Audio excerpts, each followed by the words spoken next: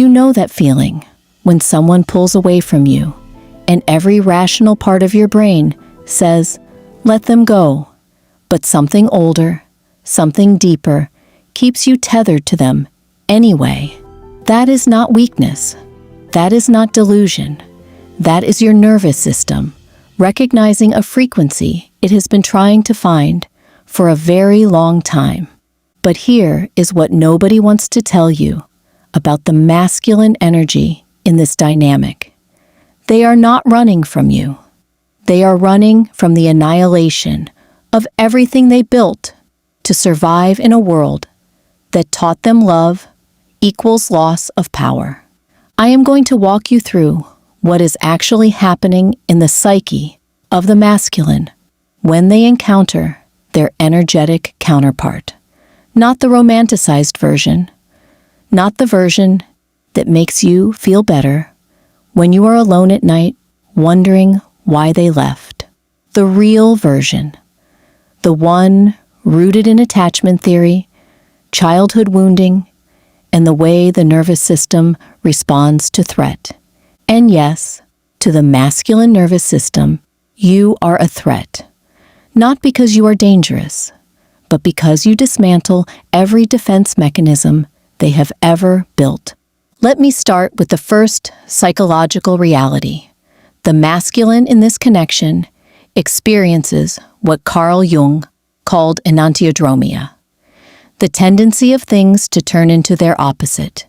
They meet you and feel the most profound sense of coming home they have ever experienced. Within weeks, sometimes days, that same feeling of home becomes a feeling of imprisonment. This is not about you. This is about them encountering their own internal split for the first time with no way to bypass it. The masculine has spent most of their life in what we call the functional self. The part of them that goes to work, pays bills, maintains relationships, presents well to the outside world.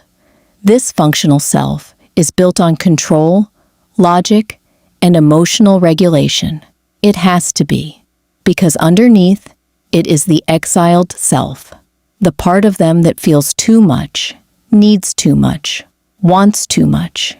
You activate the exiled self, and when that happens, their entire internal system goes into crisis mode, because the exiled self does not play by the rules of the functional self.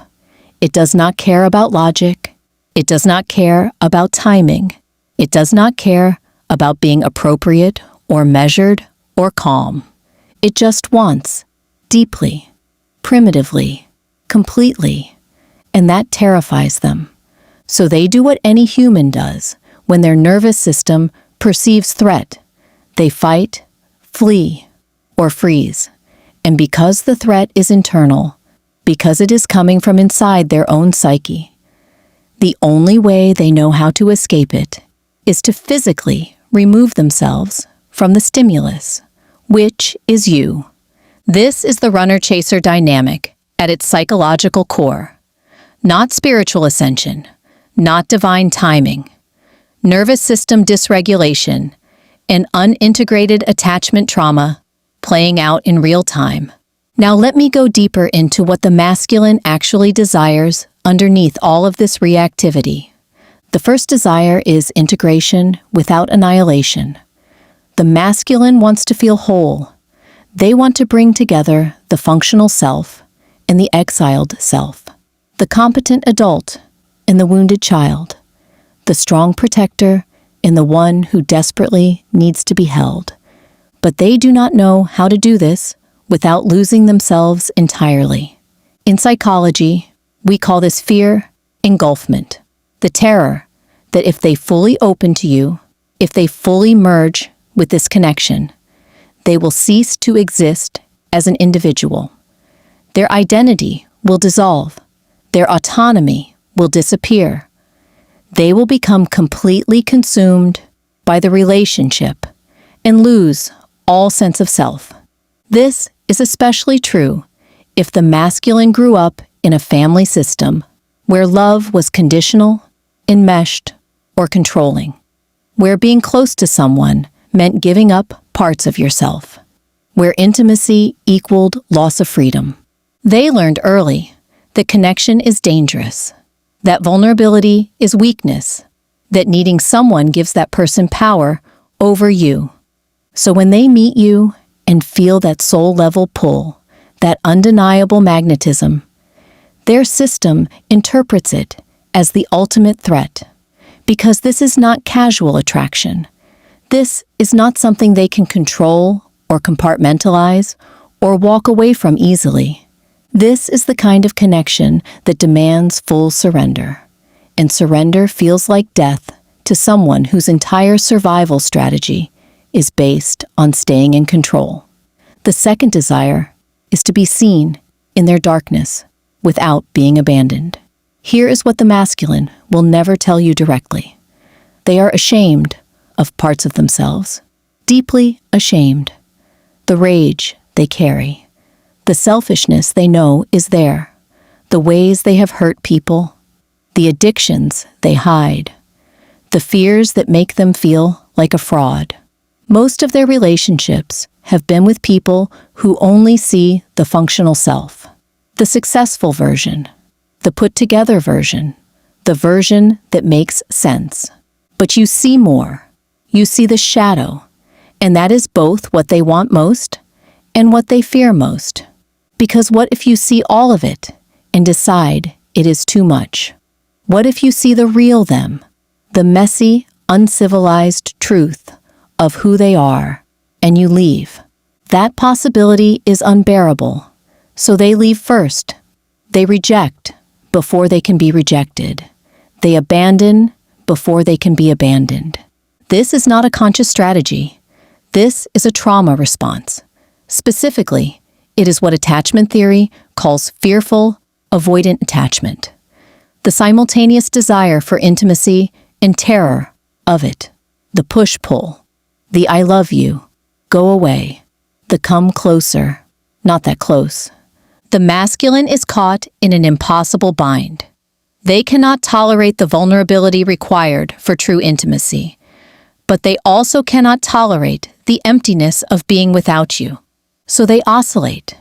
They move toward you when the loneliness becomes unbearable, and away from you when the intimacy becomes too threatening.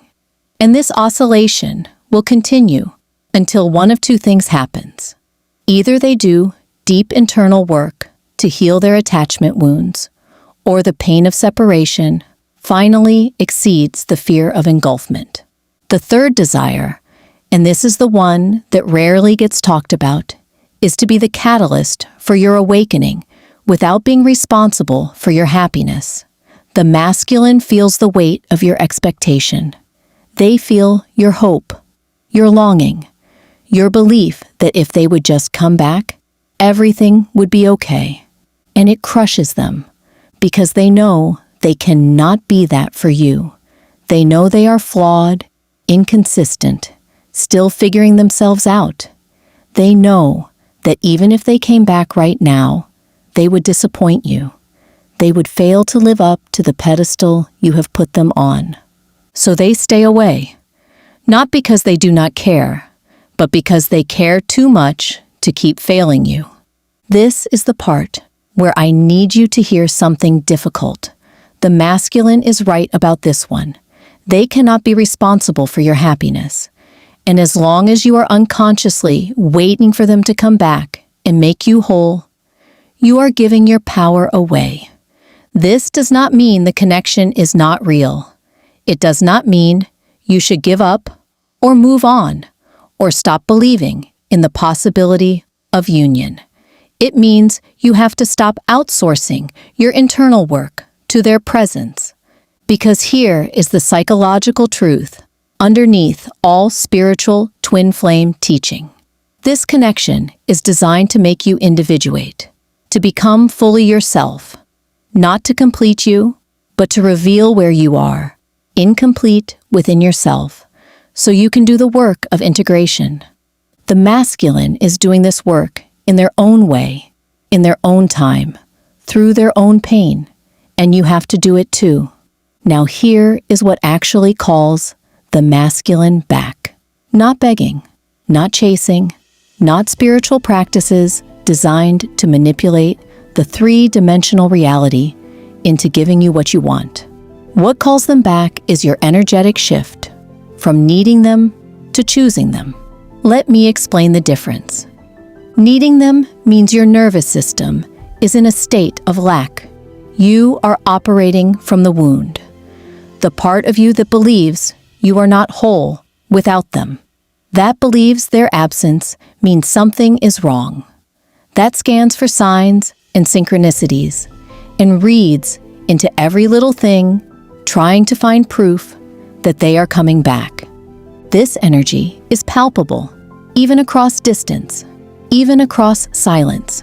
The masculine feels it, and it repels them because it confirms their deepest fear, that if they come back, they will be responsible for your emotional state, that you need them to be something they are not ready to be. Choosing them means your nervous system is regulated. You have done enough internal work that you are genuinely okay, whether they are physically present or not. You have stopped making their absence mean you are unworthy or unlovable or broken. You have built a life that feels full and meaningful on its own.